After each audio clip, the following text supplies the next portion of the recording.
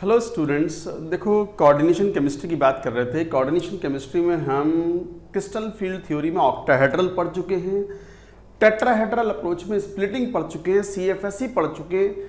But उन सबसे भी ज़्यादा इंपॉर्टेंट बात है कि how to predict tetrahedral and square planar complexes in coordination number 4। मैंने लास्ट लेक्चर में जाते जाते आपको ये बताया था कि कोऑर्डिनेशन नंबर 4 में सबसे इंपॉर्टेंट बात ही ये है कि हम पहचाने कैसे कि कौन टेट्राहेड्रल है, कौन स्क्वायर प्लेनर है। क्योंकि जब तक हम पहचान नहीं पाएंगे कि कौन टेट्राहेड्रल है, कौन स्क्वायर प्लेनर है, हम आइसोमेरिज्म से रिलेटेड क्वेश्चंस को सॉल्व नहीं कर सकते। तो इसका मतलब सबसे इंपॉर्टेंट बात जो हम टेट्राहेड्रल में कर रहे थे वो यही है कि guidelines to predict tetrahedral complexes. तो लिखो guidelines to predict tetrahedral complexes.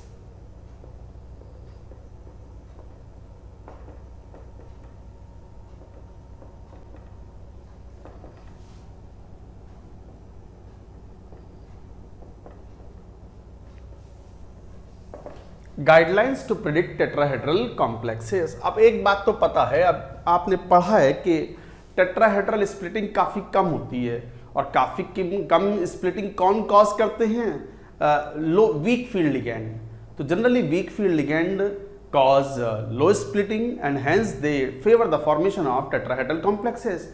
और साथ में सेंट्रल एटम अगर लोअर ऑक्सीडेशन स्टेट में हो तो भी स्प्लिटिंग कम होती है, तो they also favour the formation of tetrahedral complexes. तो लिखो weak field ligands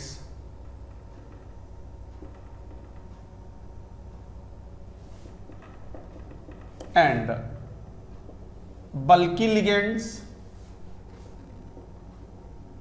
bulky ligands में for example PPH3 triphenyl phosphine favour the formation of tetrahedral complexes. तो weak field ligands and bulky ligand. अच्छा, bulky ligands क्यों? देखो दो possibility हैं coordination number 4 में। एक टेट्राहेड्रल जिसका बॉन्ड एंगल है 109 degree 28 minute, 109 degree and 28 minutes, and another possibility is square planar complex where the bond angle is 90 degree.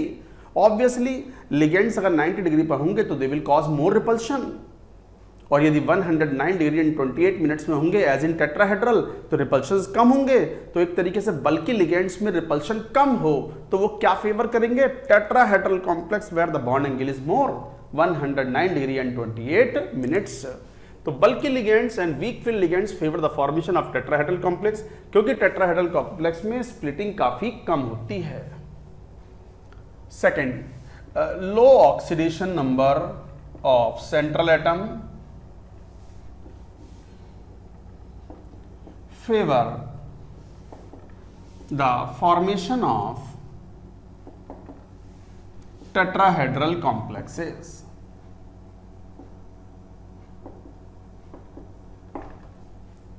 दूसरा पॉइंट ये कि low oxidation number of central atom favours the formation of tetrahedral complexes, क्योंकि splitting कम होती है।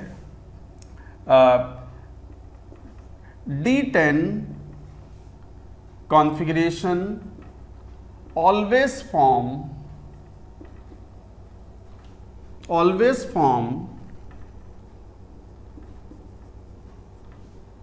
tetrahedral complexes। Complex in CN4। अगर coordination number 4 है तो D10 हमेशा टेट्राहेड्रल कॉम्प्लेक्स होगा। क्यों? क्योंकि अगर D10 कॉन्फ़िगरेशन है तो D में तो जगह ही नहीं है, तो DsP2 तो पॉसिबल है ही नहीं। तो DsP2 is not possible in D10 configuration. साथ ही साथ D0 also forms tetrahedral complex. D0 also forms tetrahedral complex, और D0 में जो हाइब्रिडाइजेशन होता है वो भी बड़ा अलग टाइप का होता है। आपको बताया भी था कि D0 कॉन्फ़िगरेशन D3S होता है as in case of MnO4 minus TiCl4 VO4 3 minus CrO4 2 minus etcetera. ये भी टेट्राहेड्रल बनाते हैं। और अगर एग्जाम्पल्स की बात करें तो जैसे मान लो एग्जाम्पल्स ले लें, ये सबसे इंपॉर्टेंट है कि एग्जाम्पल्स भी याद रखें।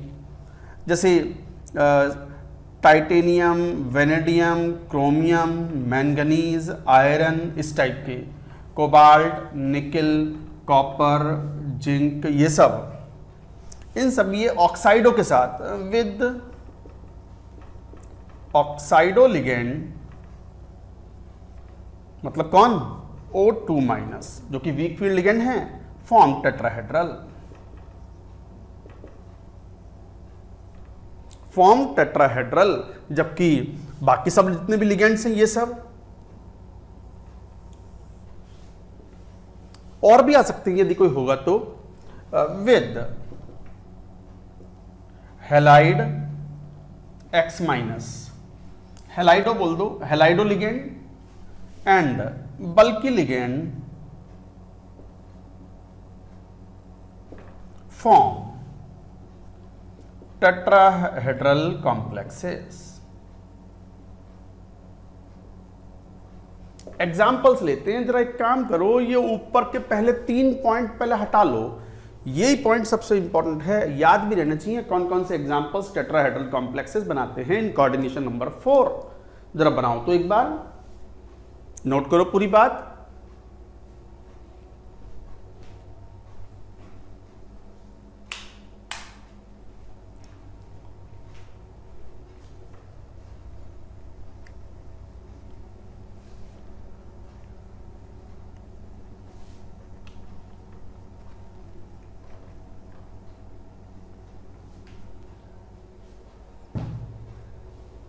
जैसे एग्जाम्पल लो,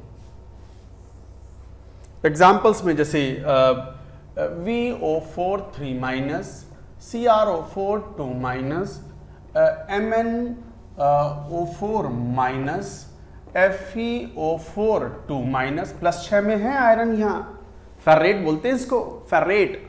तो ये सब एग्जाम्पल्स जो हैं they will fall into the category of all tetrahedral. ये सब टेट्राहेड्रल के एग्जाम्पल्स हैं। और एग्जाम्पल लो, जैसे मान लो NiCl4 2 माइनस, जैसे ZnCl4 2 माइनस, जैसे ZnNH3 4 2 प्लस, जिंक का कोई भी हो, कॉपर ले लो, Cu मान लो, जैसे Cu कोई और एग्जाम्पल ले लो, NH3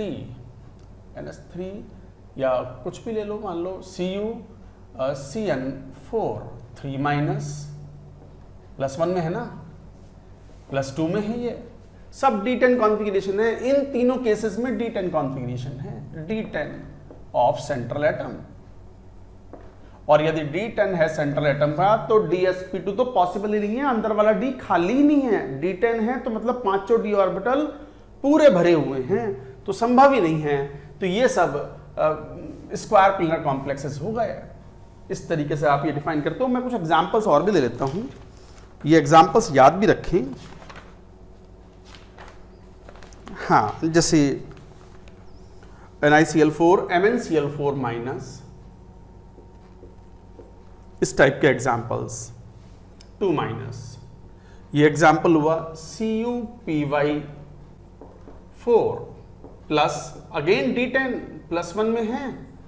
D10 कॉन्फ़िगरेशन, अगर D10 है सेंट्रल एटम कोऑर्डिनेशन बचा रहा है तो हमेशा टेट्राहेड्रल होगा।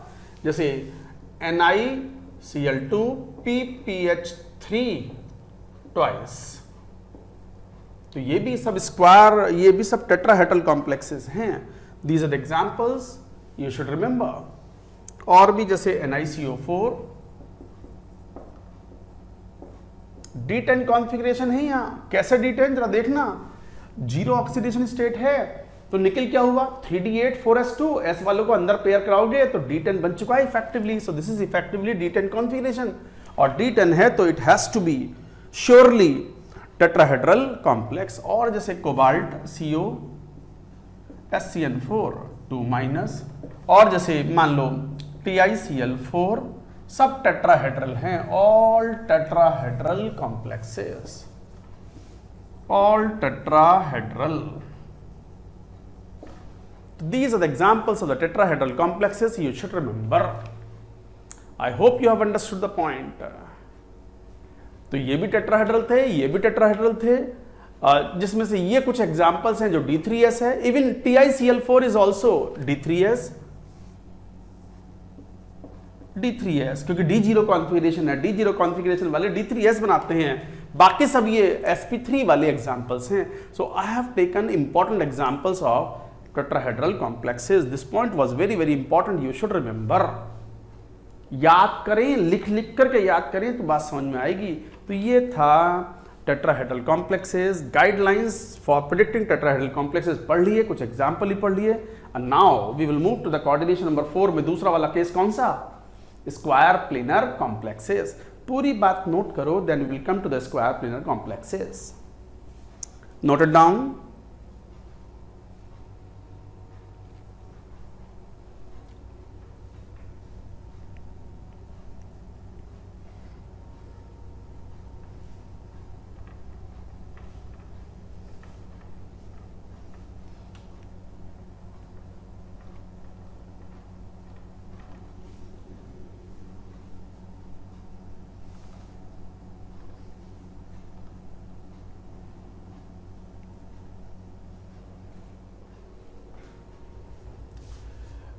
कोऑर्डिनेशन नंबर 4 में दूसरी possibility square planar complex. Square planar complex की बात करें तो जरा स्प्लिटिंग की बात करें तो स्प्लिटिंग में वापस से 4 लिगेंड्स आ रहे हैं, बट स्क्वायर प्लेनर में 4 ligands are coming at an angle of 90 degree. Square planar geometry में म्यूचुअली 90 डिग्री एंगल पर होते हैं जो लिगेंड्स होते हैं. तो कैसे समझें? What will be the repulsion behavior? पहले मैं एक बार डायग्राम बना देता हूँ, स्प्लिटिंग का डायग्राम. ये स्प्लिटिंग का डायग्राम एनसीईआरटी में है, तो अभी जेई मेन ने भी पूछा है, तो यू शुड रिमेंबर. तो ये डायग्राम कुछ ऐसा होता है, देखो energy level diagram.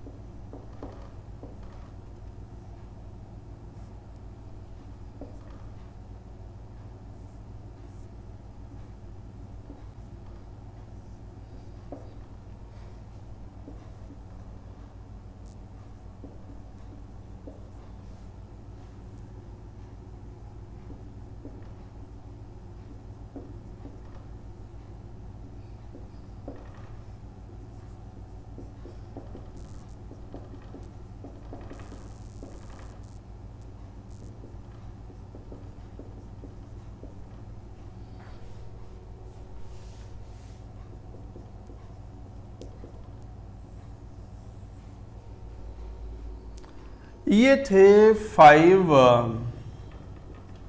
Degenerate d orbitals of central atom. तो 5 degenerate d orbitals of central atom in absence of ligand.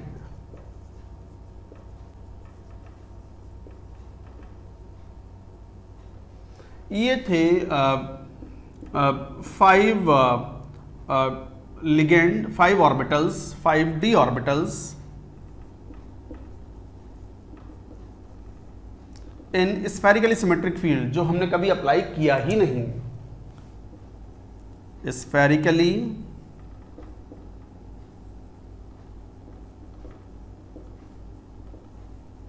Symmetric field. This is splitting in octahedral splitting. ये भी नहीं अप्लाई किया हमने तो ये एक्चुअली अप्लाई किया है. और ये क्या है? दिस इज एक्चुअल स्प्लिटिंग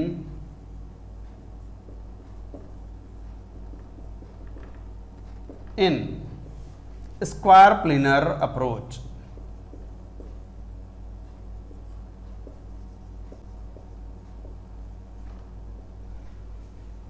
एक बार पहले डायग्राम आप बना लो, मैं पूरी बात एक्सप्लेन करता हूं कि ये स्प्लिटिंग का डायग्राम कैसे आया। ये है actual splitting in the square planar approach of the ligand.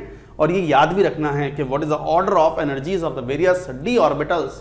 इस बार 2 सेट में नहीं टूट रहा है स्क्वायर प्लेनर में, 4 सेट में टूटे हैं। dxz dyz एक लेवल पे, उससे हायर dz स्क्वायर, उससे हायर dxy, और सबसे ऊपर बैठा हुआ है dx square y square facing heaviest repulsions. कैसे, एक बार ये पूरी बात नोट करो।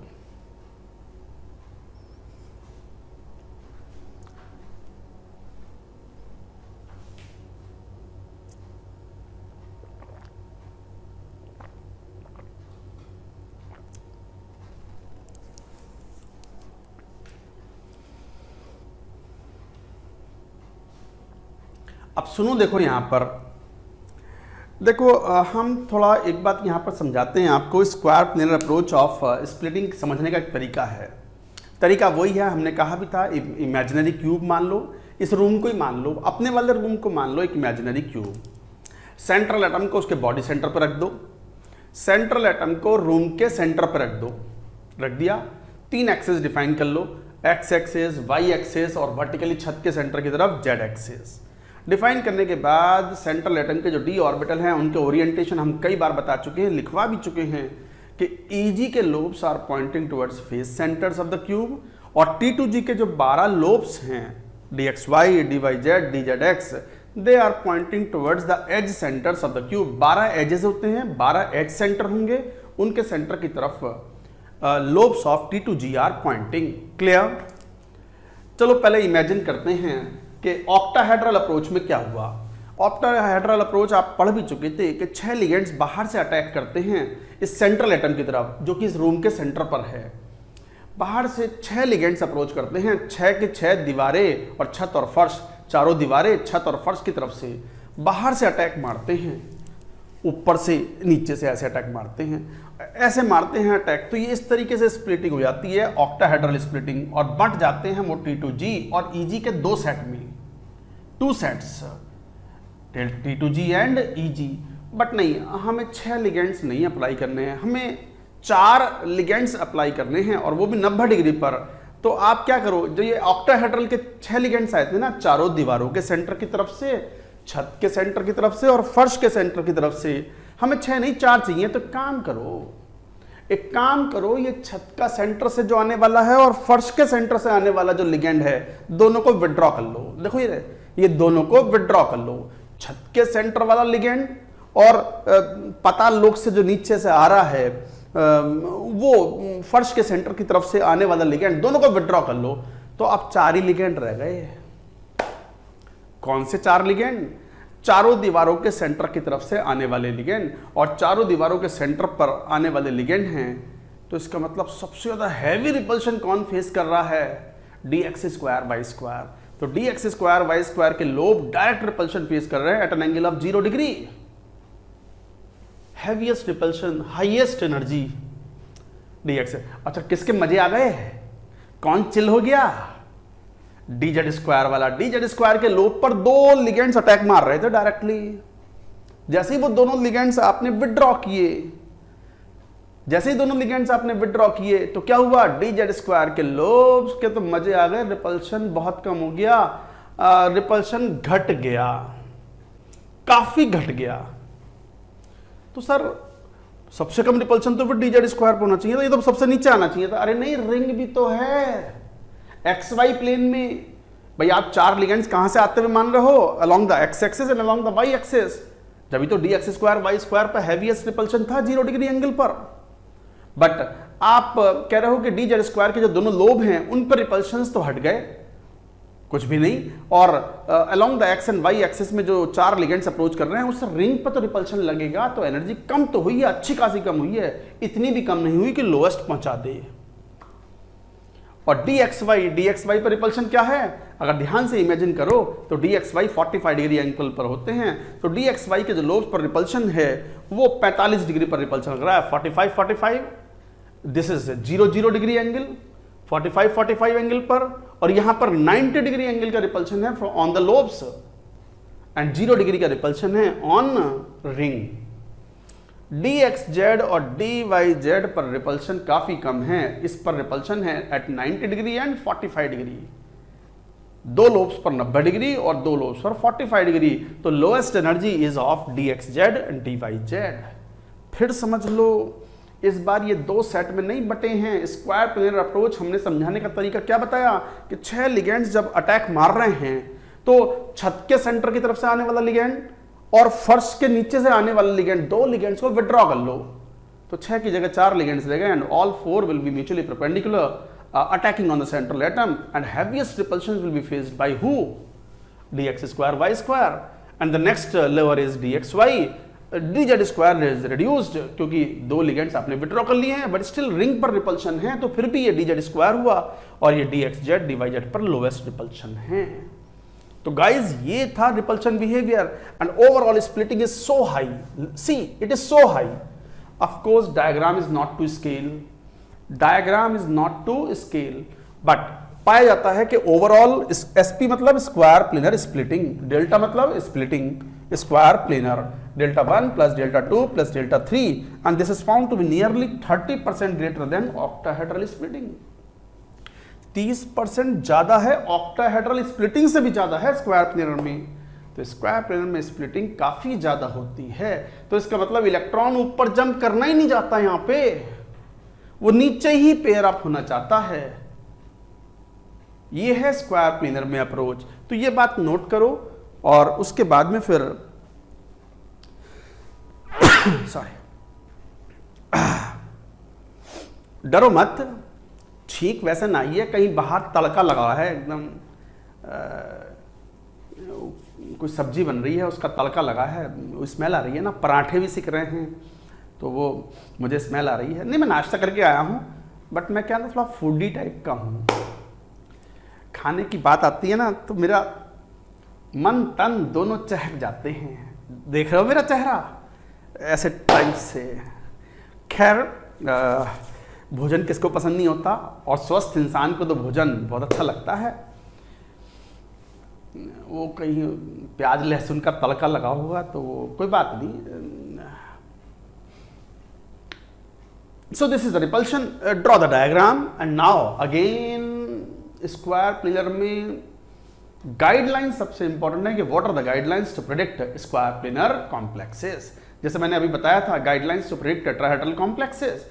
Draw this diagram. इसके ऊपर भी जेई मेन ने क्वेश्चन पूछा हुआ है, do it.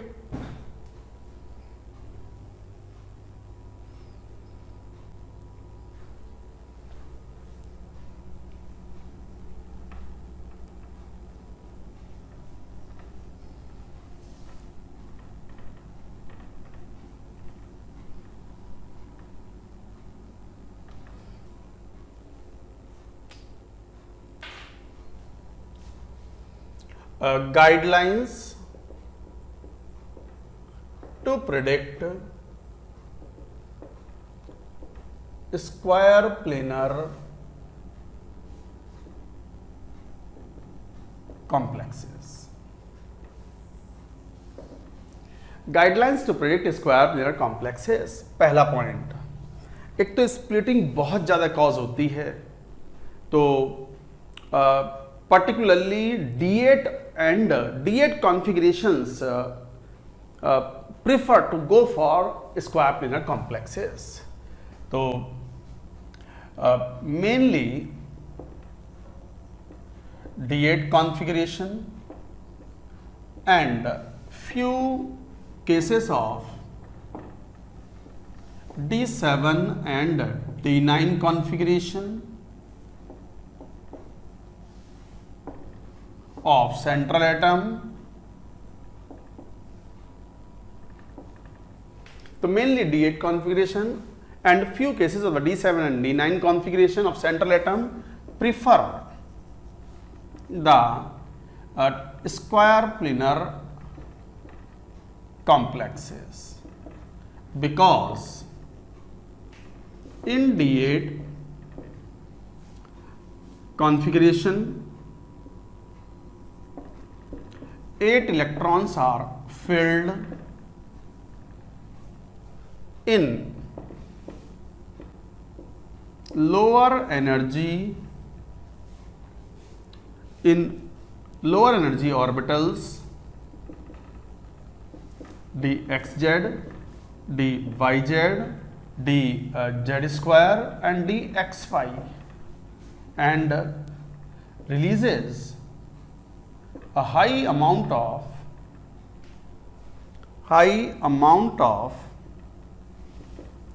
CFSE, crystal field stabilization energy. आपने अभी डायग्राम बनाया था, मैं एंड वाला डायग्राम जो था वो कुछ ऐसा था, देखो कि वो जो एनर्जीज थी वो इस टाइप की थी, जैसे D X square Y square, उसके बाद डी एक्स वाई, उसके बाद डी जेड स्क्वायर और फिर D X Z and D Y Z. Energy level diagram ये था, ये थी एनर्जी।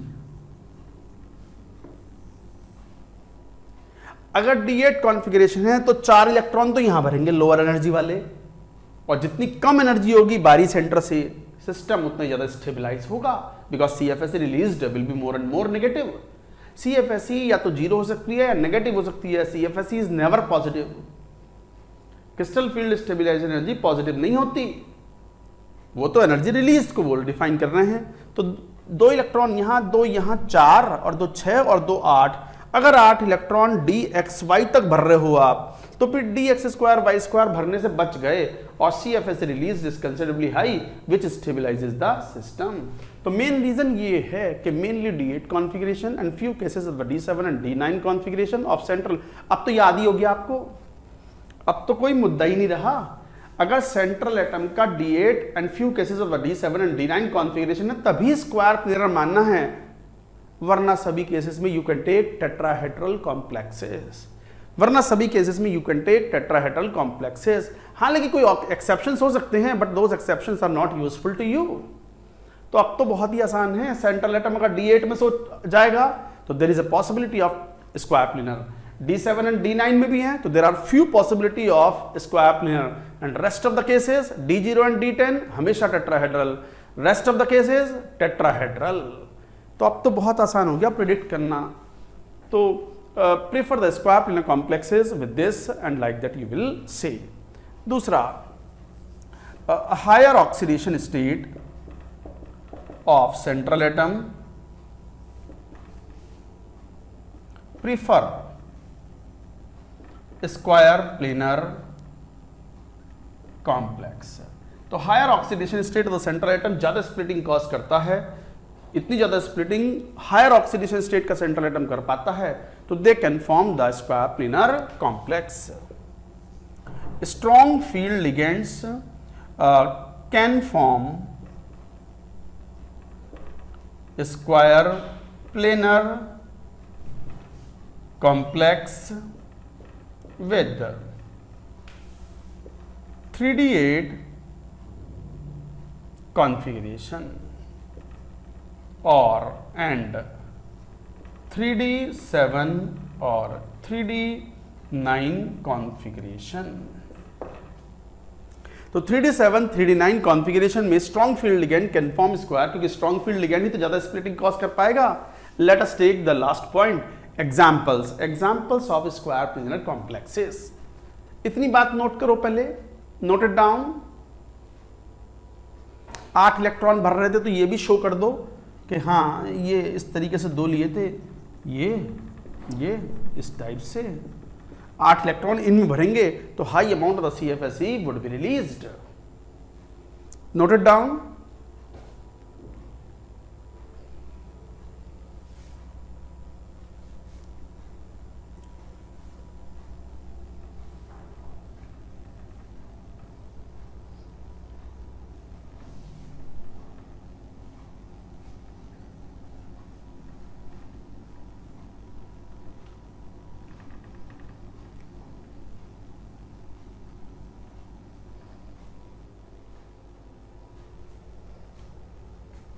फोर्थ, कौन से कॉम्प्लेक्सेस, जरा ध्यान दो।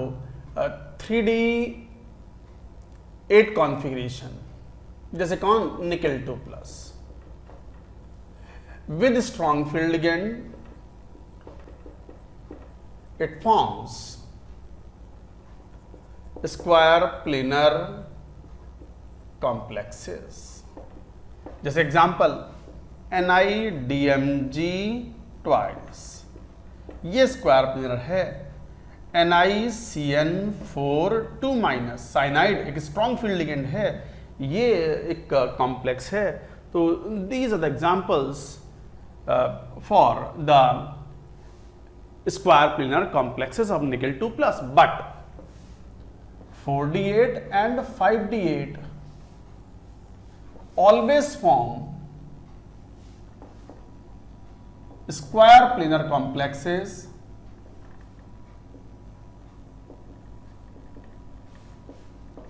in CN4, whatever be the ligand.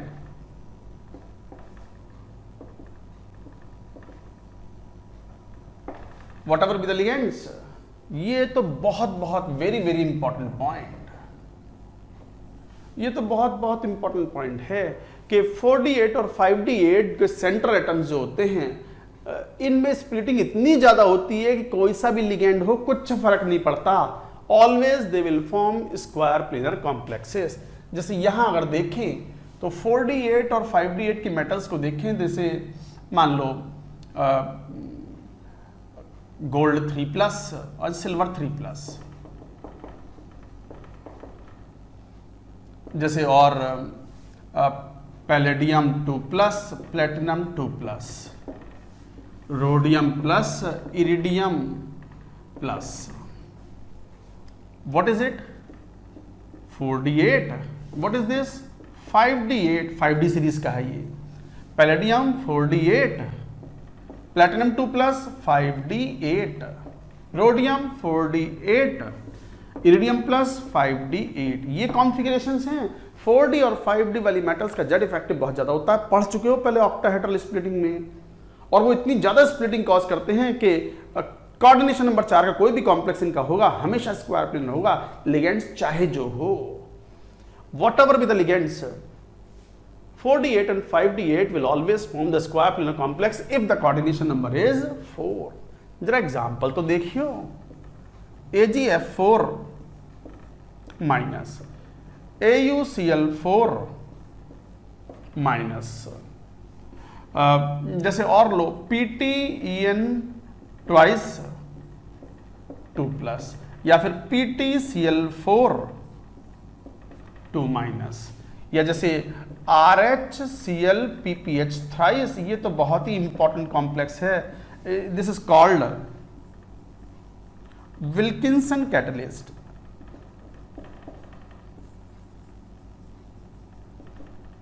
एक विल्किंसन कैटलिस्ट है, सब स्क्वायर प्लेनर है, रोडियम +1 में है, +1 ऑक्सीडेशन स्टेट। विल्किंसन कैटलिस्ट है, used in hydrogenation of alkene, a homogeneous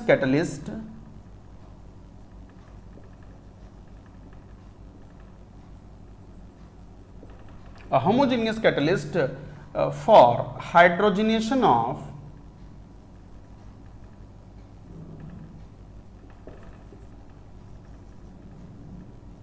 alkenes. This is very important, याद कर लेना। ये पूरा पॉइंट ही बहुत इंपॉर्टेंट है।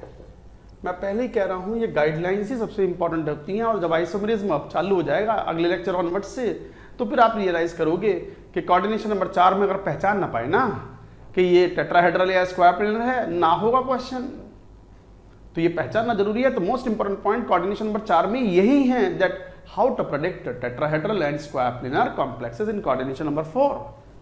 तो यहां +3 में है, भले ही वीक फील्ड लिगेंड है। कौन सा वीक फील्ड लिगेंड? Ag3+ है, 4d8 कॉन्फ़िगरेशन है, ये किसी भी लिगेंड से स्ट्रॉन्ग फील्ड की तरह बिहेव करवाएगा, and it is square planar, square planar, square planar, square planar complexes. ये कुछ एग्जांपल्स हैं स्क्वायर प्लेनर के that I can tell here. जैसे NiCN4 मैंने बता ही दिया, इधर आई गया, और NiEn ट्वाइस भी ले सकते हो यहां पर, ये भी स्क्वायर प्लेनर है। बाकी PtCl4 वाला मैंने बता ही दिया यहां पर, PtNS3 वाला ये हो ही गया, RHClCl3 हो गया। अच्छा, ये सब स्क्वायर प्लेनर हैं, ऑल स्क्वायर प्लेनर।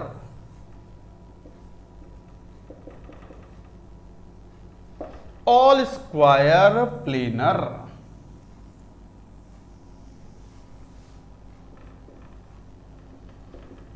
बहुत इंपॉर्टेंट एग्जांपल्स मैंने यहां ले लिए हैं, और Wilkinson catalyst is very very important. And examples of D7 and D9 के भी याद रखेंगे, जैसे CuNH3 बहुत बहुत इंपॉर्टेंट, IIT JEE ने पूछा भी है, 4 2+। जैसे COPy4 2+, जैसे CODMG ट्वाइस, कोबाल्ट +2 में है, all square planar. All paramagnetic. कैसे पैरामैग्नेटिक, देख लो कैसे paramagnetic. D7 D odd, D odd, odd अगर नंबर ऑफ इलेक्ट्रॉन है, कितनी पेयरिंग कुछ भी करवा देना, कम से कम एक अनपेयर्ड इलेक्ट्रॉन तो बचा ही रह जाएगा। तो हमेशा ये सब क्या होंगे, डी ऑड वाले कॉन्फ़िगरेशन, पैरामैग्नेटिक कॉम्प्लेक्सेस। तो CuNH3 ये तो IIT में आया हुआ भी है, IIT advanced has asked it. ये सब इंपॉर्टेंट कॉम्प्लेक्सेस हैं that you should remember. These are all, इस पूरी स्क्रीन पर जितना भी कॉम्प्लेक्सेस दिखाई पड़ रहे हैं, all are square planar complexes, such an important one. तो गाइज ये बहुत बहुत इंपॉर्टेंट कॉम्प्लेक्सेस थे, ये याद रखें। और खासकर ये वाला पॉइंट 4D8 और 5D8 के साथ तो कुछ भी आ जाओ, अगर कोऑर्डिनेशन नंबर 4 है, it has to be the square planar complex. इतने पावरफुल इनकी जेड इफेक्टिव होती है, and they cause very heavy splitting which is needed for the square planar complexes. तो गाइज ये थे, noted down. That's it about the square planar and tetrahedral complexes. CFT is over, but CFT के applications also we are going to learn. तो ये सब note करो और heading लिखो, applications of crystal field stabilization energy. Note it down.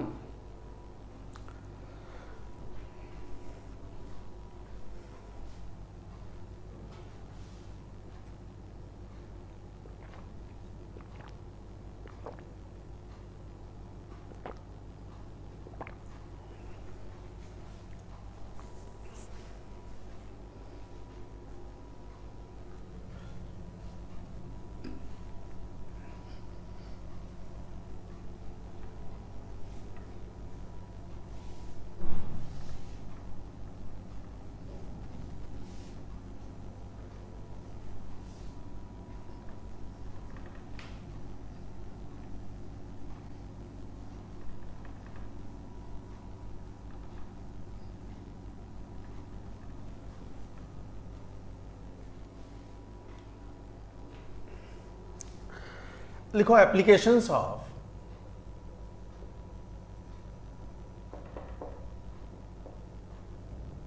Square planar complexes. Square planar नहीं, applications of CFT बोल रहे थे, अब वो स्क्वायर प्लेनर दिमाग में ऐसे चल रहा है। Applications of CFT crystal field stabilization energy. First, colour. Compound के कलर BBT से एक्सप्लेन नहीं हुए।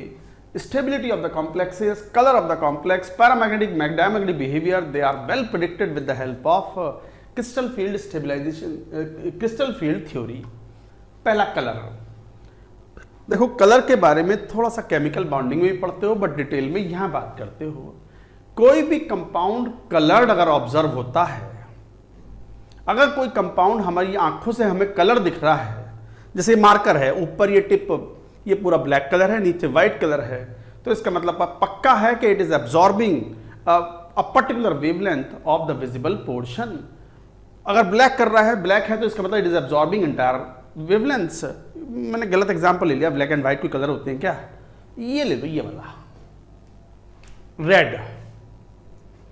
रेड अगर कलर दिख रहा है हमारी आंखों को, इसका मतलब it is absorbing one of the wavelength on one of the wavelength of the visible region. तो इसका मतलब पॉइंट ये हुआ कि यदि कोई कंपाउंड अगर हमें कलर दिखता है, तो this is for sure that it is absorbing one of the wavelength in the visible region. तो पॉइंट वाइज लिखते चले जाओ। A compound appears colored if it absorbs one of the wavelengths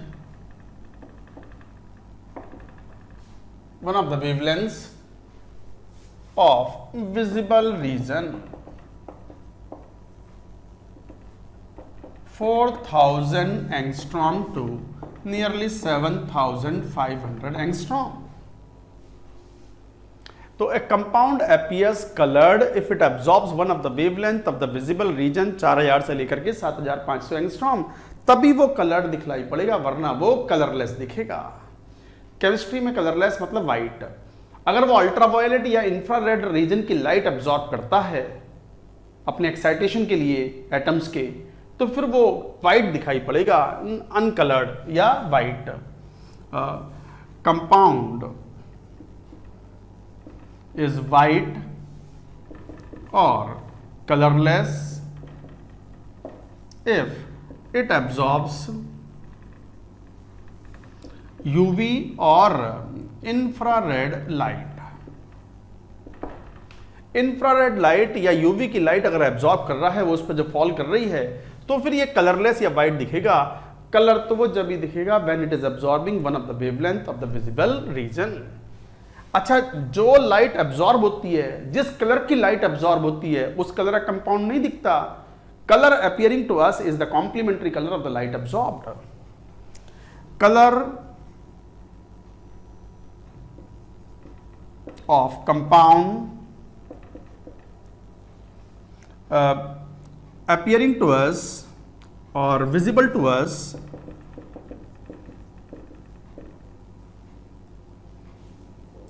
is the complementary color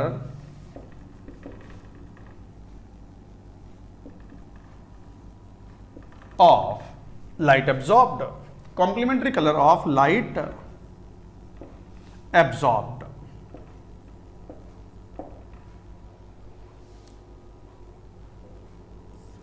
जिस colour की light absorb होती है उस colour का कंपाउंड दिखाई नहीं पड़ता हमें, उसे कॉम्प्लीमेंट्री कलर दिखाई पड़ता है। And complementary colour is predicted with the help of complementary colour circle like this.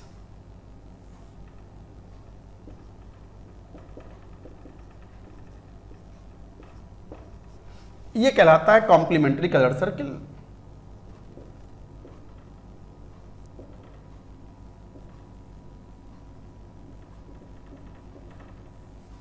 Complementary colour circle है ये। इससे आइडिया लगता है, ये हमेशा बिल्कुल करेक्टली प्रेडिक्ट नहीं करता, बट आइडिया लगता है कि कौन सी लाइट अगर एब्जॉर्ब हुई है तो कौन सा कलर दिखेगा। अगर सब्सटेंस ने ब्लू कलर की लाइट एब्जॉर्ब की है, अगर if blue light absorbed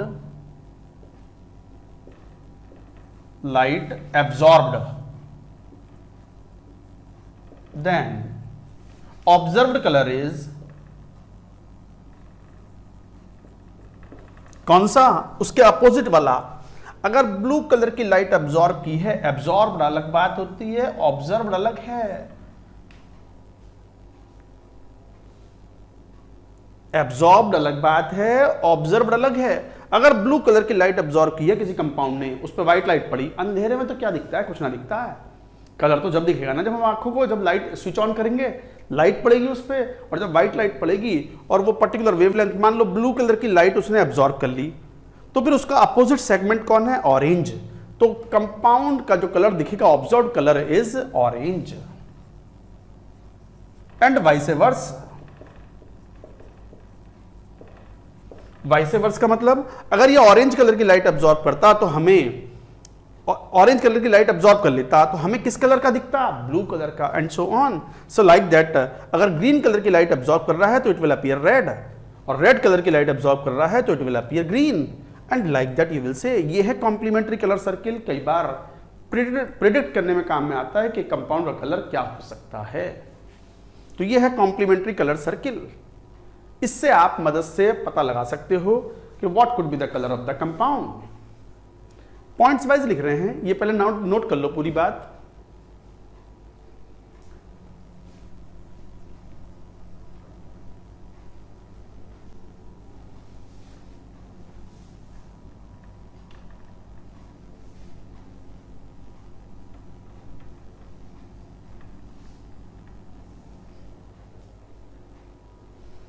next point देखो, नेक्स्ट पॉइंट ये है कि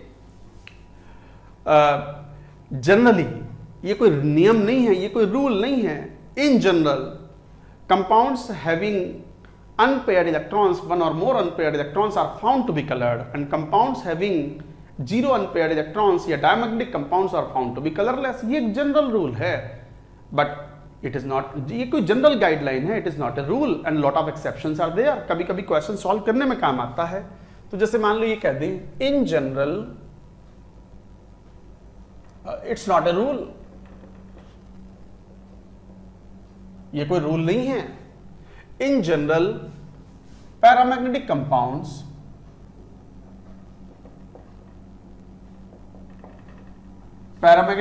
मतलब जिनमें एक या एक से ज्यादा अनपेयर्ड इलेक्ट्रॉन हो, are found to be coloured,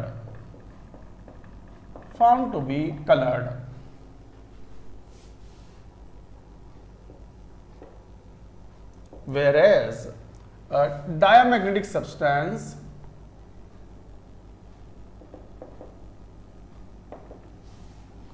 are colourless. But ये कोई रूल नहीं है, there are many exceptions to it. Exceptions क्या, कई सारे कंपाउंड हैं जिनमें कोई अनपेयर्ड इलेक्ट्रॉन नहीं होता, फिर भी they are found to be coloured. But ये एक जनरल पॉइंट है। This point should be used to solve questions. ये पॉइंट क्वेश्चन अगर आ जाए तो उसमें काम में आ सकता है, ये कोई नियम नहीं है, it is not a rule. कई ऐसे बहुत कंपाउंड हैं जिसमें कोई अनपेयर्ड इलेक्ट्रॉन नहीं है, डायमैग्नेटिक हैं, but they are found to be coloured. कई ऐसे भी कंपाउंड हैं जो पैरामैग्नेटिक हैं एंड दे आर कलरलेस। तो ये कोई नियम नहीं है, क्वेश्चन सॉल्व करने में काम आता है। जैसे मान लो क्वेश्चन यही कह दें which is expected to B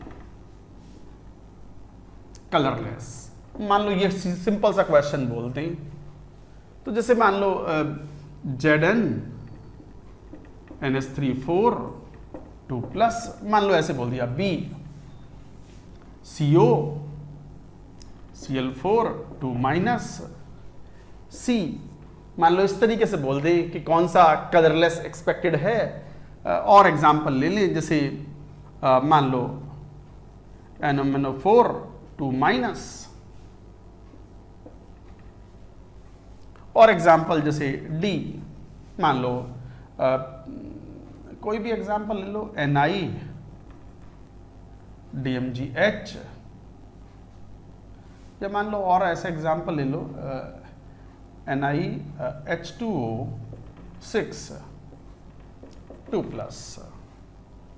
इस तरह का एग्जाम्पल मान लो कुछ ले लो। आप जरा ध्यान से देख लो, यहां निकिल में +2 है, D10 कॉन्फ़िगरेशन है, यही आंसर है। कोई अनपेयर्ड इलेक्ट्रॉन नहीं है, इसमें अनपेयर्ड इलेक्ट्रॉन्स हैं। +2 में D7 है, अनपेयर्ड इलेक्ट्रॉन तो होंगे ही होंगे। D+6 में है तो D1 कॉन्फ़िगरेशन है, अनपेयर्ड इलेक्ट्रॉन तो होंगे ही होंगे। एंड D8 कॉन्फ़िगरेशन है, अनपेयर्ड इलेक्ट्रॉन तो होंगे ही, वीक फील्ड लिगेंड है। तो इसका मतलब केवल एक एग्जांपल जिसमें अनपेयर्ड इलेक्ट्रॉन नहीं है, तो answer is A. And yes, zinc के most of the complexes, zinc, cadmium, aluminium, alkali metals, alkaline earth metals, इनके most of the salts are colourless because they carry zero unpaired electrons, no unpaired electrons, they are diamagnetic. तो ऐसे question solve करने में helpful होते हैं। ये कोई rule नहीं है, नियम नहीं है ये, बट क्वेश्चन सॉल्व करने में काम में आता है। IIT JEE में इस तरह के क्वेश्चंस आए हैं, इसलिए बता रहा हूं।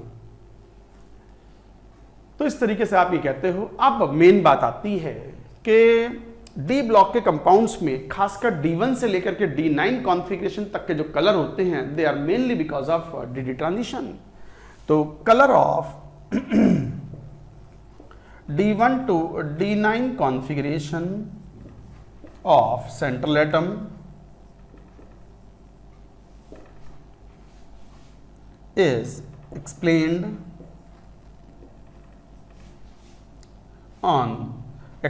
due to DD transition।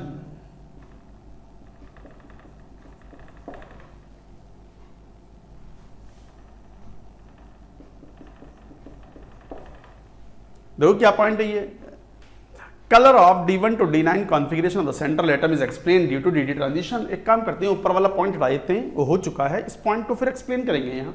Note it down.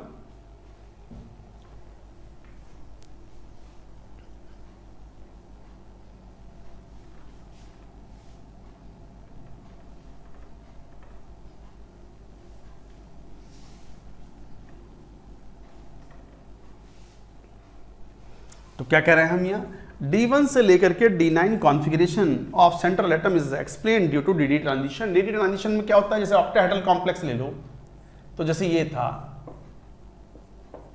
T2G and this is EG। मान लो कोई सा भी कॉन्फ़िगरेशन है, फॉर एग्जांपल D1 कॉन्फ़िगरेशन ही ले लिया, तो एक इलेक्ट्रॉन है तो कहां पड़ा हुआ होगा, T2G में होगा, और ये एनर्जी का डिफरेंस कितना है, डेल्टा O। अगर एनर्जी दे दी, मान लो hc अपॉन लैम्डा होता है, this measured like this, light strike and if this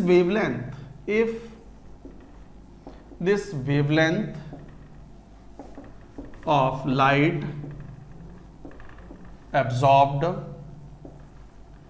is in range 4000 angstrom to 7500 angstrom, then compound will be colored।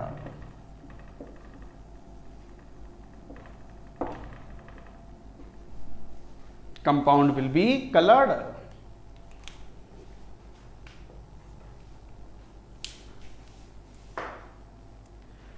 ये D1 कॉन्फ़िगरेशन था, T2G EG में jump कर जाता है, इसे DD ट्रांजिशन। एक d ऑर्बिटल से उठ के कहां चला गया, वो दूसरे d ऑर्बिटल में, इसे बोलेंगे होमो ऑर्बिटल,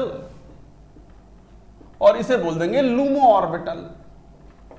आप तो जानते हो, electron jumps from HOMO to LUMO when energy is obtained from the light और सम अदर सोर्स। तो जैसे लाइट स्ट्राइक करती है इस कंपाउंड पे, मान लो D1 कॉन्फ़िगरेशन था, D1 जैसे कौन, टाइटेनियम H2O6 3+, तो ये D1 ही तो है, +3 ऑक्सीडेशन स्टेट में, D1 कॉन्फ़िगरेशन 3D1 यही तो है। तो जैसे ही लाइट पड़ेगी, if it absorbs one of the wavelength from visible region 4000 to 7000, electron will jump from here to here।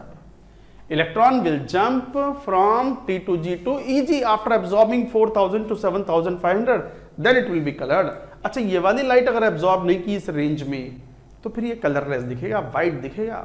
मान लो इसने 4000 एंगस्ट्रॉम से कम वेवलेंथ की लाइट एब्जॉर्ब की अल्ट्रावायलेट जोन में, then it will not appear to be colored, it will be colorless। तो इसका मतलब D1 से D9 कॉन्फ़िगरेशंस में ये रीजन है। अच्छा, D0 में क्यों नहीं, अरे D0 में जाएगा कौन। अच्छा, D10 में क्यों नहीं, D10 में पूरा भरा हुआ है, जाएगा कहां, अरे D0 में जाएगा कौन, D10 में जाएगा कहां। जाने के लिए जगह भी होनी चाहिए, जाने वाला भी होना चाहिए। तो D1 से लेके D9 कॉन्फ़िगरेशंस के जो कलर हैं, they are mainly because of DD transition. D0 के कॉम्प्लेक्सेस के, many D0 complexes and many other complexes, colour is because of another mechanism that is called charge transfer spectra और electron transfer spectra. Note करेंगे उस point को भी, लिखो इस बात को, नोट कर लो इसको।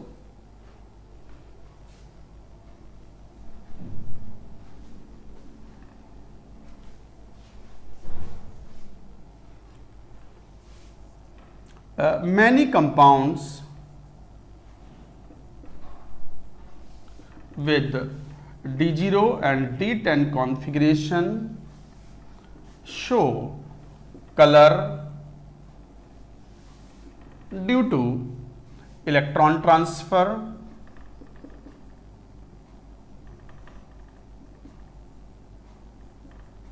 or charge transfer spectra।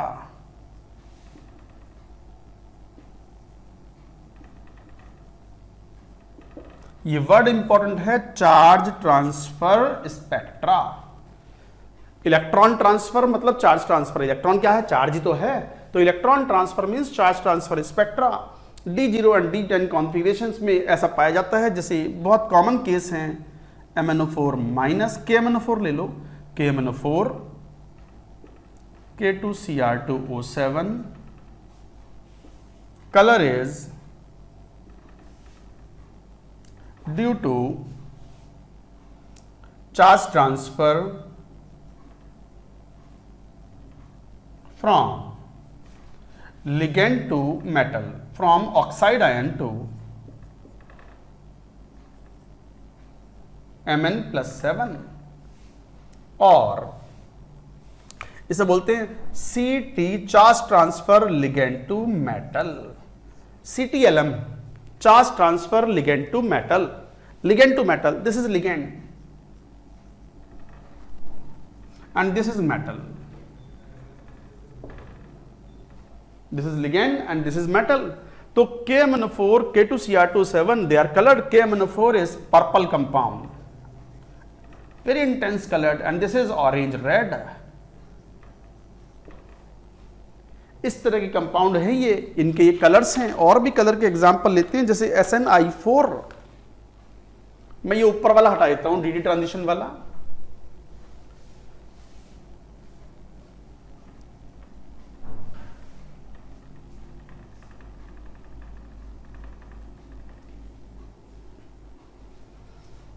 इसी को कंटिन्यू कर रहे हैं.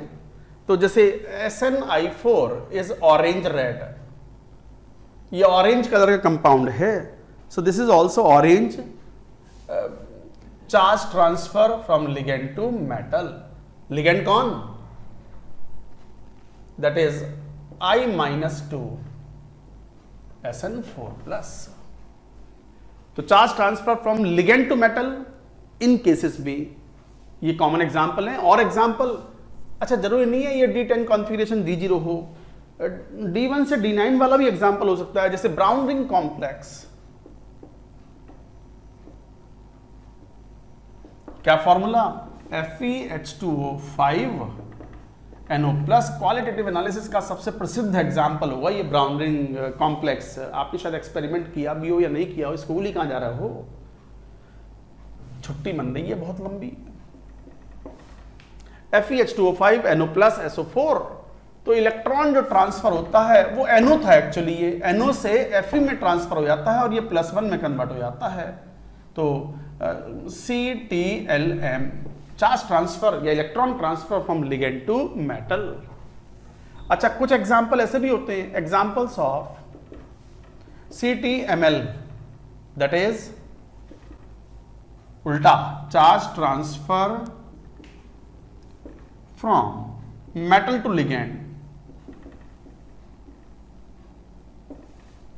इसके एग्जाम्पल्स जैसे कौन से होते हैं? इसके examples charge transfer metal to ligand वाले एग्जाम्पल अगर देखें तो इट कुड बी लाइक, जैसे इसमें हो सकते हैं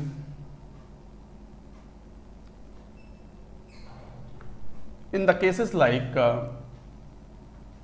Cr eta 5 eta 6 C6H6 twice, जैसे Fe eta 5 C5H5 twice इन कॉम्प्लेक्सेस में पाए जाते हैं. तो CTML charge transfer from metal to ligand, metal से लिगेंड में इलेक्ट्रॉन ट्रांसफर होते हैं and they are found to be in the complexes like this, pi bonded complexes. तो ये एग्जाम्पल थे metal to ligand, ligand to metal. ये IIT में आया हुआ भी है, शायद ये कंपाउंड आया हुआ है, IIT ने इनमें से कोई पूछा हुआ है, IIT आस्क्ड इट एडवांस्ड में या मेन में, समवेयर इट वाज आस्क्ड. तो ये था entire mechanism of the colour. You should remember हम बात कर रहे थे applications of crystal field theory. तो ये था पहला application. Now moving to the second, magnetic nature of compound. Note it down.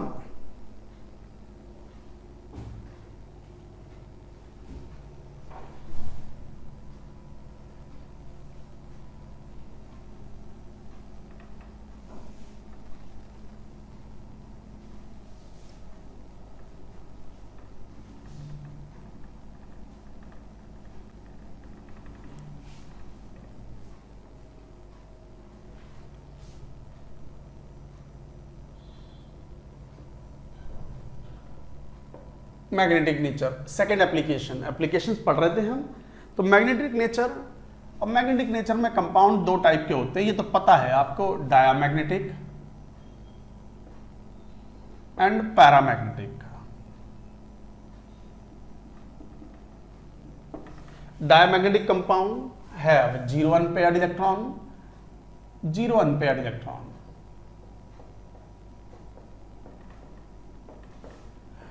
Zero spin magnetic moment.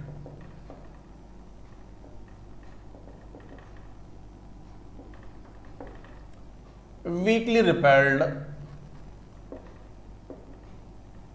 in magnetic field.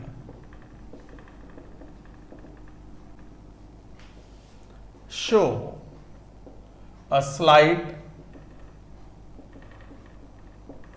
decrease in weight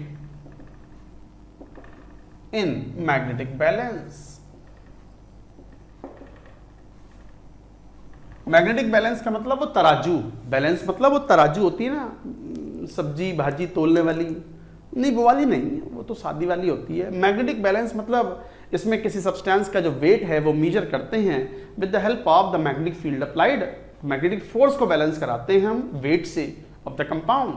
तो मैग्नेटिक बैलेंस है, तो ये कंपाउंड थोड़ा सा रिपेल मारते हैं अंडर द मैग्नेटिक फील्ड, जिसकी वजह से उनके वेट में कमी ऑब्जर्व होती है। याद रखना है, this is an important point, question में काम आएगा कि show a slight decrease in the weight in magnetic balance. Slight decrease, ऐसा नहीं आधा रह गया वजन, 1 किलो था आधा किलो रह गया, ऐसा थोड़ी होता है। Slight decrease in the weight is observed in the magnetic balance for diamagnetic substance. Paramagnetic में have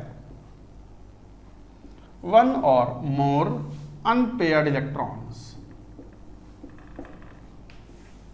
show a slight increase in weight in magnetic तराजू, magnetic balance, show a slight increase in weight in magnetic balance.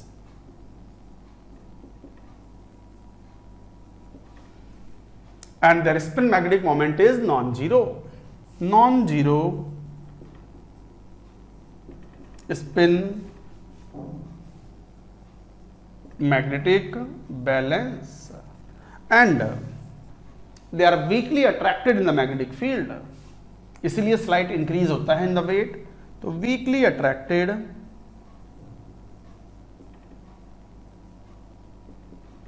in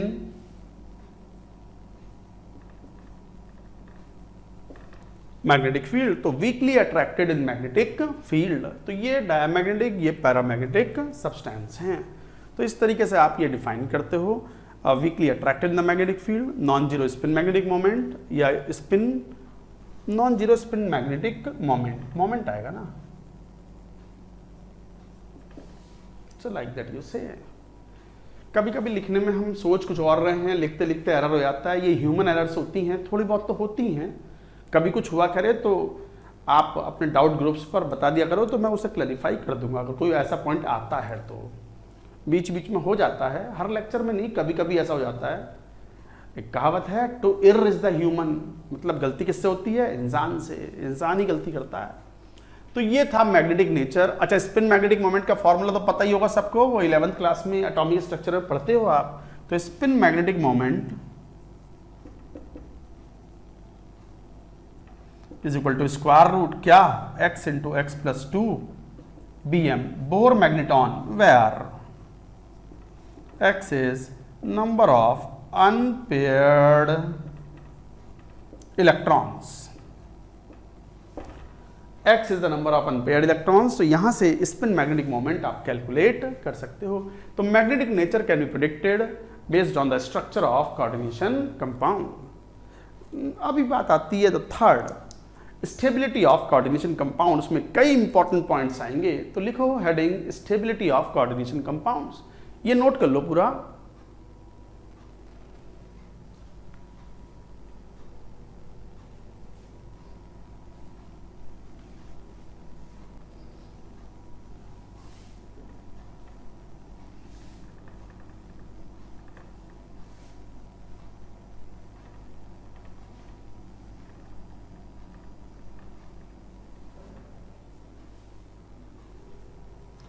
third application is stability of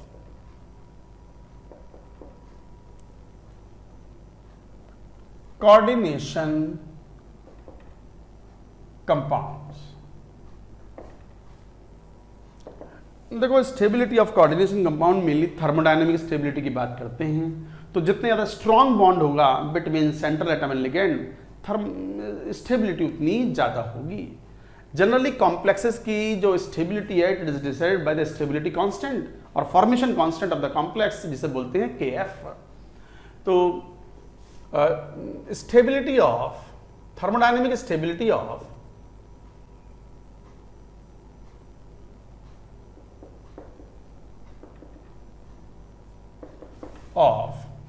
a complex compound, thermodynamic stability of complex compound is measured by its formation constant.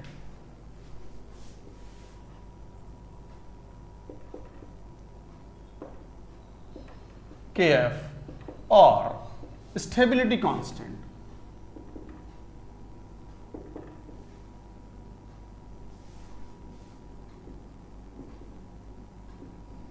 K stability एक ही बात है, formation constant. जैसे मैं example लेता हूं, for example जैसे मान लो Ag+ है, अमोनिया के साथ कॉम्प्लेक्स बनाता है एक्वस मीडियम में। ये 2 स्टेप में फॉर्मेशन कांस्टेंट बनाता है एंड द वैल्यू इज, हालांकि फॉर्मेशन कांस्टेंट की वैल्यू बहुत लार्ज होती है तो आप एरो ऐसा बना सकते हो, फॉरवर्ड में जाता है reaction. So it forms like AgNH3 with the coordination number 1 complex like this is called KF1। यही कॉम्प्लेक्स AgNH3 प्लस एक और अमोनिया से मान लो कंबाइन करता है, ये भी काफी फॉरवर्ड शिफ्टेड रिएक्शन है। तो AgNH3 twice plus this is called KF2। दोनों को जोड़ लो, ये कैंसिल आउट हो गया, तो Ag+ plus 2NH3 it forms AgNH3 twice। तो overall formation constant KF1 into KF2, ये तो आप जानते हो। ये तो आप जानते हो कि यदि 2 रिएक्शंस को ऐड कर दो और नई इक्वेशंस का इक्विलिब्रियम कांस्टेंट क्या हो जाता है, पुराने वालों का product KF1 into KF2। This is called first formation constant.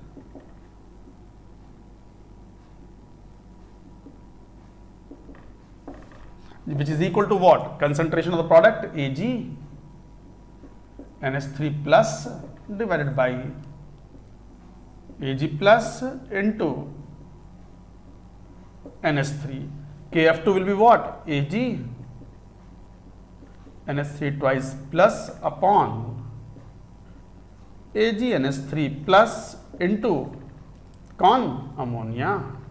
और ओवरऑल फॉर्मेशन कांस्टेंट इस वाली इक्वेशन से आएगा। ओवरऑल फॉर्मेशन कांस्टेंट ये तो इक्विलिब्रियम कांस्टेंट है जैसे आप 11th क्लास में पढ़ते थे। तो वैल्यू आ गई AgNH3 twice and this is plus upon Ag plus and ammonia का square. So like that this is the and this is called overall formation constant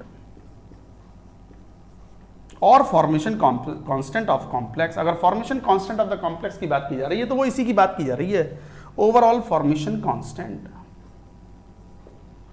KF और K स्टेबिलिटी भी बोलते हैं इसको, K स्टेबिलिटी। तो stability constant या KF, तो overall formation constant और स्टेबिलिटी कांस्टेंट।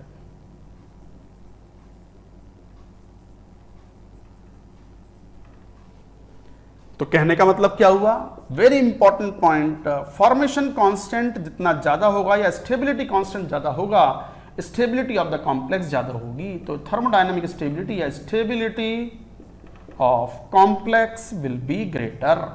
ये है मेन पॉइंट। तो थर्मोडायनामिक स्टेबिलिटी उतनी ही ज्यादा होगी। So like that you have to say. तो फॉर्मेशन कांस्टेंट जितना ज्यादा, स्टेबिलिटी ऑफ द कॉम्प्लेक्स उतनी ही ज्यादा। So like that you have to describe, like that you have to say. I hope you have understood the point. तो stability of the complex जितनी ज्यादा, अच्छा stability of the formation constant किस पर depend करता है? बॉन्ड कितना strong है between central atom and ligand. तो KF is also determined by the strength of the bond between central atom and ligand. Ultimately, reason for the stability of the main reason for the stability of the complex is what? Bond formation between central atom and ligand. जितना मजबूत bond होगा complex की stability उतनी ज्यादा होगी. लिखो इस बात को भी, ये पूरा नोट करो पहले, नोट इट डाउन.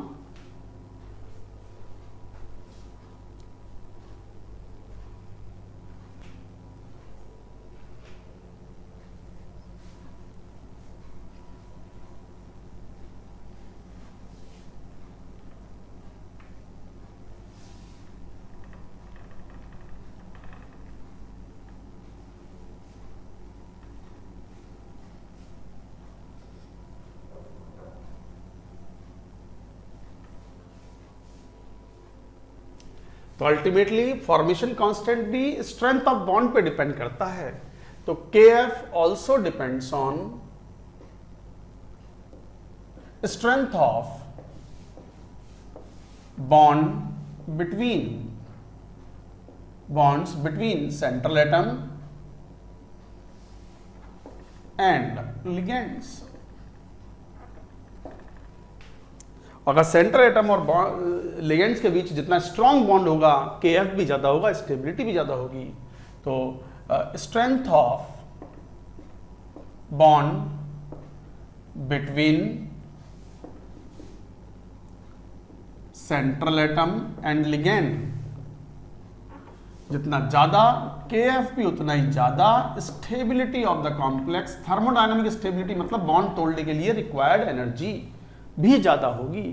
स्टेबिलिटी का मतलब जनरली थर्मोडायनामिक स्टेबिलिटी होता है, और थर्मोडायनामिक स्टेबिलिटी ज्यादा का मतलब बॉन्ड तोड़ने के लिए आपको ज्यादा एनर्जी या ज्यादा ताकत की जरूरत पड़ेगी. तो इस तरीके से डिफाइन करते हो आप. तो ultimately reason for the stability of the complex is strength of the bond between central atom and ligand.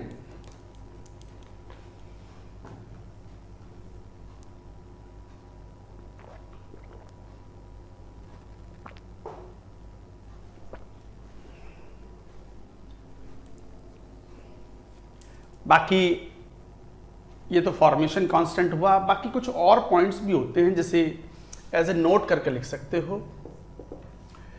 With पहला point, with same ligand, same type of ligands, same type and same number of ligands,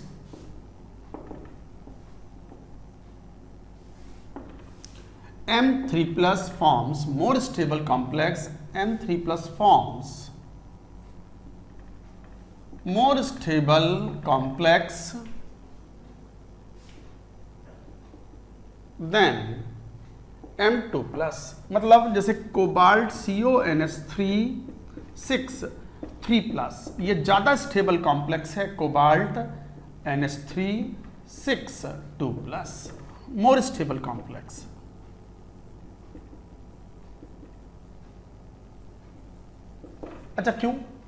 अच्छा क्यों? This is due to the size factor. Obvious सी बात है, cobalt 3+ है, यहाँ cobalt का oxidation state +2 है. बाकी सारे फैक्टर सेम है, same type of ligands, same number of ligands. तो कोबाल्ट 3+ का साइज छोटा होगा तो ऑर्बिटल छोटा होगा, ओवरलैपिंग करने वाला, बॉन्ड स्ट्रॉन्ग बनेगा. छोटा बॉन्ड मतलब स्ट्रॉन्ग बॉन्ड स्ट्रॉन्ग होंगे तो कॉम्प्लेक्स का फॉर्मेशन कांस्टेंट ज्यादा होगा, स्टेबिलिटी विल बी मोर. तो with same type at same number of ligands, M3+ forms more stable complex than M2+ due to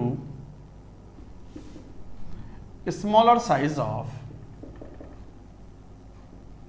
M3+. M3+ का साइज छोटा होगा तो बॉन्ड छोटा बनेगा तो मजबूत बॉन्ड बनेगा. Bond strength is inversely proportional to the bond length. तो इस तरीके से ये बात कहते हो आप. जैसे मान लो साइज फैक्टर की बात करें तो जैसे 3D सीरीज लो, स्कैंडियम को छोड़ दो, scandium titanium 2+, titanium, vanadium, chromium, manganese, iron, cobalt, nickel, copper, zinc. 2 plus, ये 2 plus 2 plus 2 plus 2 plus 2 plus 2 plus 2 plus. जैसे लेफ्ट से राइट जा रहे हैं साइज घट रहे हैं। जिंक को छोड़ दो, जिंक में थोड़ा सा गड़बड़ रहती है, लास्ट में एक्सेप्शंस आते हैं। बाकी तो जैसे जैसे तो स्टेबिलिटी ऑफ द कॉम्प्लेक्स का ऑर्डर ये होता है। और यहां उल्टा, कॉपर 2 प्लस का कॉम्प्लेक्स ज्यादा स्टेबल होगा निकल 2 प्लस से भी और Zn 2 प्लस से भी। एरो का ध्यान रखना, माइंड इट, समझ गए? तो ये क्या है? In order of stability of complex, order of stability of complex compounds with same type and same number of ligands, same type and same number of ligands. Again size factor of M2 plus. This is called Irving-Williams series.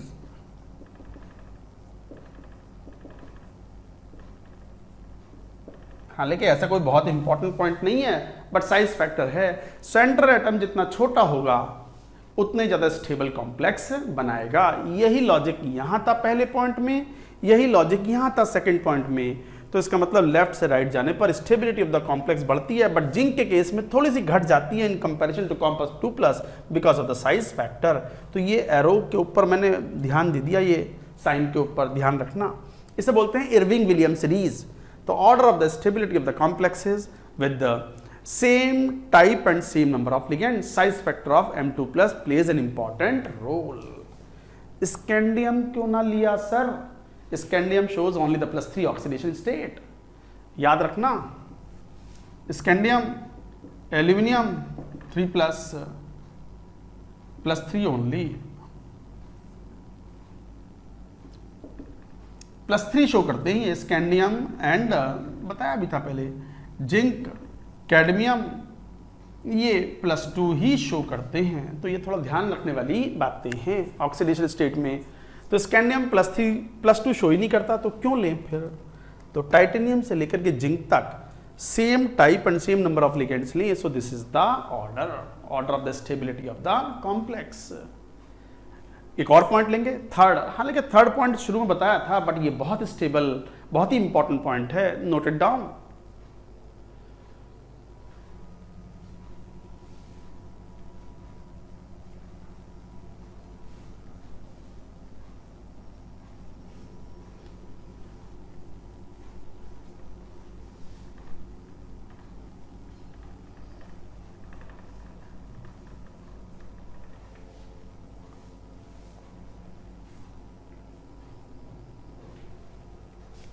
Next third point note में लिख रहे थे।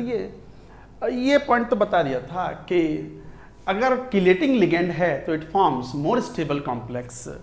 तो complexes having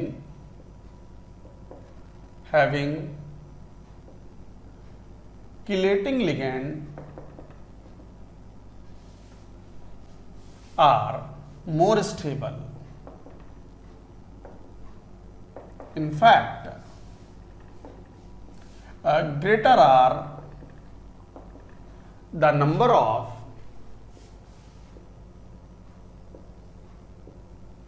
chelating ligands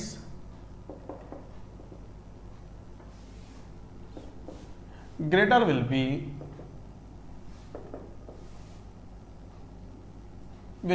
thermodynamic stability.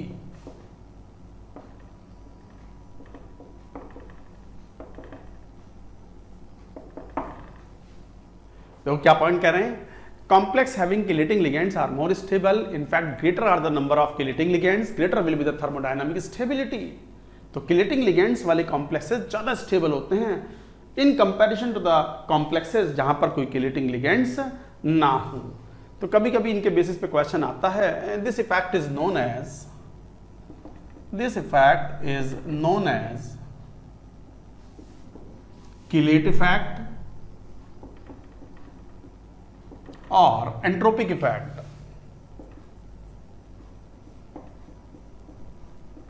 Actually reason entropy का होता है। जैसे example लो, जैसे मान लो कोबाल्ट है और ये NH3, मान लो इस टाइप से 6, या कोई जनरल मेटल M ले लो, M NH3 3+, मान लो 3 EN से रिएक्शन करा दी, और EN से रिएक्शन कराई तो ये बन गया M EN thrice 3+ plus 6 ammonia, सब एक्वस में है। जरा देखना, look here, how many particles? 4 particles. How many particles in the product? 7 particles. Chemical reactions में ये बात पता है कि रिएक्टेंट्स अगर प्रोडक्ट्स में कन्वर्ट हो रहे हैं और नंबर ऑफ पार्टिकल्स भारी मात्रा से बढ़ जा रहे हैं, तो entropy change for this reaction is highly positive,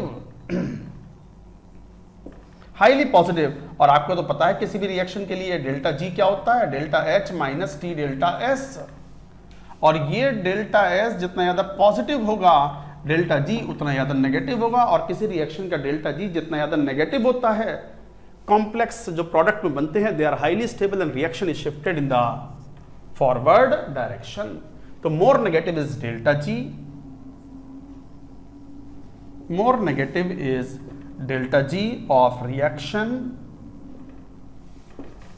greater is the stability of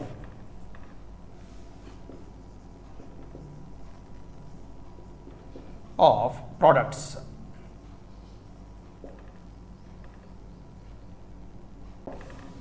सुनो क्या बात कर रहे हैं, ये तो बेसिक थर्मोडायनेमिक्स की बात है कि delta G is equal to delta H minus T delta S. Reaction कौन कंट्रोल करता है? Enthalpy change and entropy change. ऐसे रिएक्शन में एंथैल्पी चेंज का कोई खास रोल नहीं है, but entropy change is highly positive which makes delta G highly negative. अगर डेल्टा एस पॉजिटिव है तो टेम्परेचर तो केल्विन में है तो हमेशा पॉजिटिव होगा, तो ये टर्म हाईली नेगेटिव हुआ जिसकी वजह से डेल्टा जी नेगेटिव हो गया, और डेल्टा जी नेगेटिव हो गया तो equilibrium will be shifted in the forward direction. इस कारण से प्रोडक्ट हाईली स्टेबल हुआ। तो इसका मतलब ये हुआ कि stability of MEN thrice 3+ is more stable than NH3 6 3+। हालांकि ये जनरल गाइडलाइन है, हमेशा ऐसा नहीं होता। ये जब भी है जब डोनर एटम सेम है, यहां भी डोनर एटम नाइट्रोजन और यहां भी डोनर एटम नाइट्रोजन, तब कंपैरिजन कर सकते हैं। ऐसा नहीं कुछ किसी का भी किसी से भी कंपैरिजन कर दो, इट्स नॉट लाइक दैट।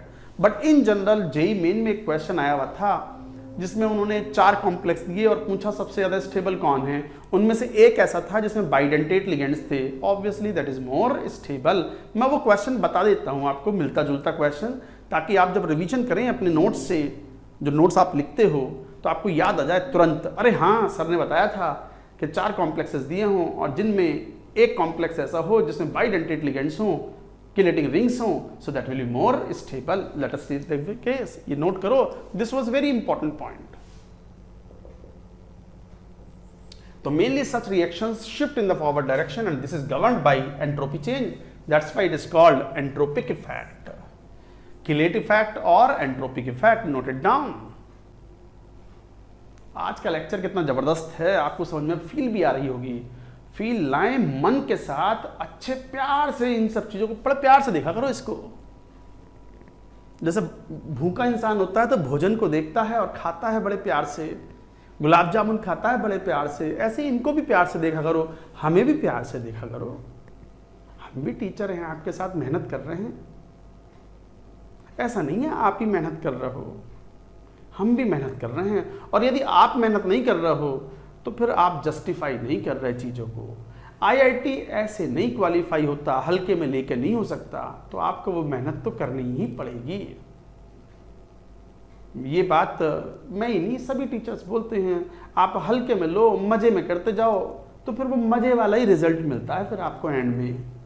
लाखों में खेलते हो फिर तुम, सर लाखों में तो चाहिए, लाखों करोड़ों में नहीं, करोड़ तो होते नहीं है, रैंक्स तो लाखों में आती हैं फिर आपकी।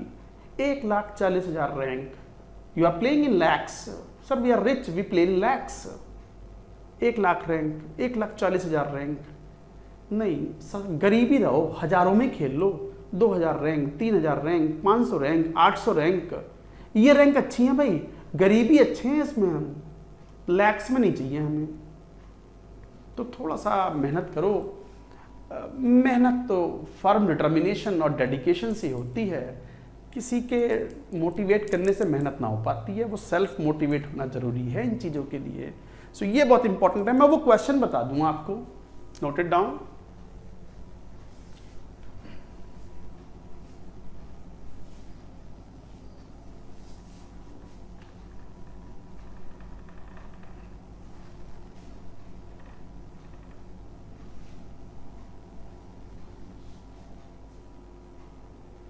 जैसे मान लो क्वेश्चन ये हो, which is most stable complex. ये काफी पहले आया था क्वेश्चन, जब AI के नाम से होता था, मतलब जेई मेन। AI के नाम से पहले पेपर होता था NITs के एडमिशन्स के लिए। तो पहले लिख तो लो कौन से है। ए, जैसे मान लो कॉम्प्लेक्स ऐसे ले लिया,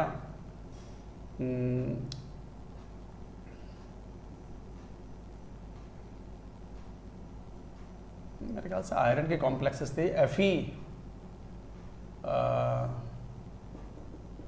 H2O6 3 + B, Fe C2O4 thrice 3 - C, और जैसे Fe NH3 6 3+, इस टाइप के कॉम्प्लेक्सेस कुछ थे। और मान लो D कुछ दे दिया मान लो, और कोबाल्ट का ही ले लिया, चलो क्या फर्क पड़ता है, H2O6 3+। अब ध्यान से देखो, B इज द आंसर। ऐसे टाइप का क्वेश्चन था, और ऐसे क्वेश्चंस में आपको अगर एक बाइडेंटेट लिगेंड मिल रहा है, बाकी सब मोनोडेंटेट हैं, तो आंसर बस हो गया क्या, B। So like that you will have to say. तो गाइज ये था CFT, applications of CFT is also over. अच्छे से पढ़े इसको। अब आखिरी पार्ट बचेगा, isomerism in the coordination compound, we shall take in the next lecture. That's it for now.